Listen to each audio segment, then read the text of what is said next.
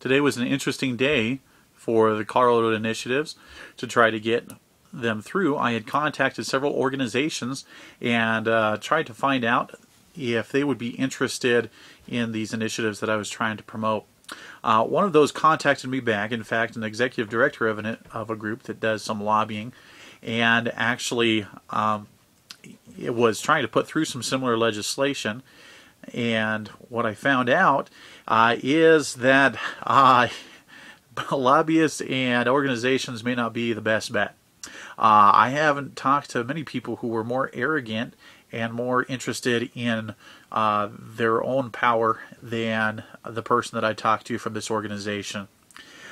He told me that trying to sway opinion from people and putting an initiative on the ballot that would try to get people to think about and to talk about a topic is, in his words, the most idiotic thing he's ever heard.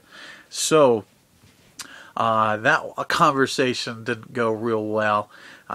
We are the same in the type of law that we wanted to see passed, but differed a lot in the process and how we go about doing that.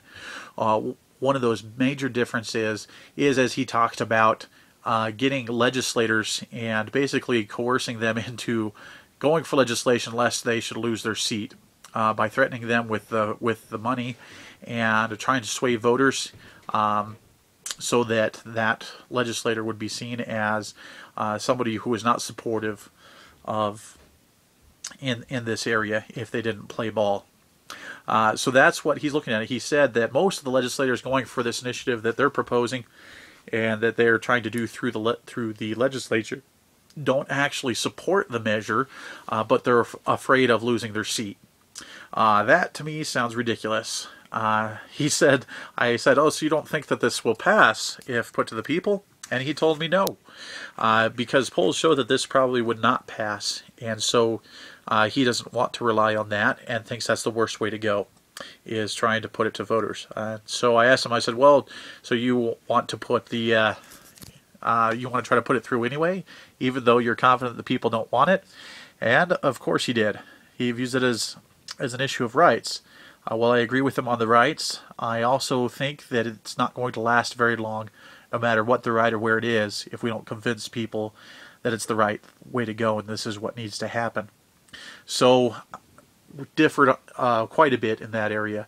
So this is some of the challenge then as you try to reach organizations.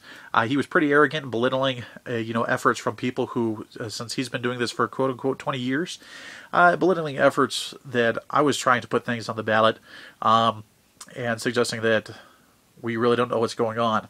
So we're going to find out, and as you can see on the videos, we don't know a lot about what's going on with this process, so this has been a learning experience, and we're certainly going to find out a lot about whether grassroots can do something and what kind of efforts it takes for grassroots to do it versus trying to threaten politicians and try to get it in that way.